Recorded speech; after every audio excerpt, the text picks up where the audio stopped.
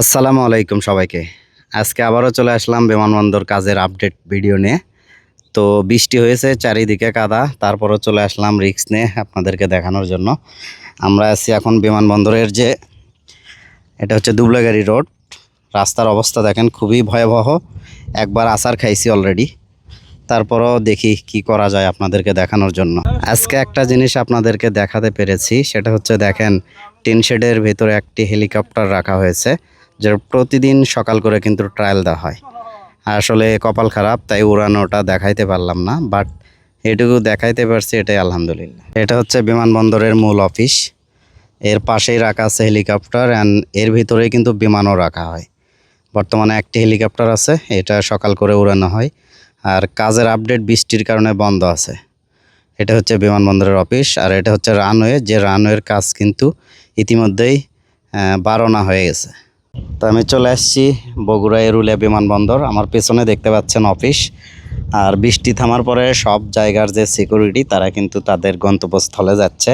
আমার সাথে আছে হচ্ছে যে নাজিম, সে আজকে আমার সাথে আসছে।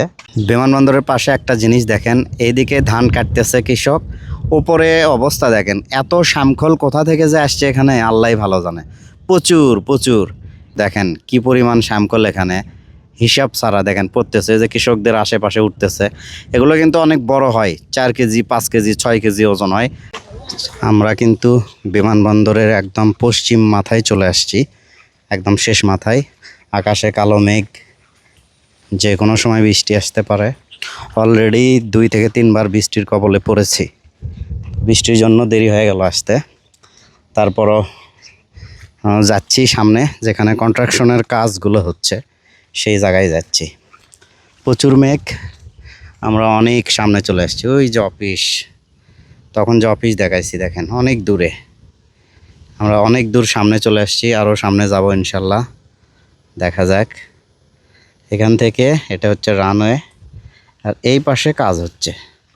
এই যে এখানে আরেকটা সংকেত পেয়ে গেলাম, এটা আসলে কি, এটা মূলত আমার একটা ধারণা, যারা বিমান পাইলট যারা, তারা এটা হচ্ছে দেখতে পারে যে এইখান থেকে হচ্ছে বিমান হচ্ছে ল্যান্ডিং হয়, আবার এই পয়েন্ট থেকে হচ্ছে ওপরে ওঠে।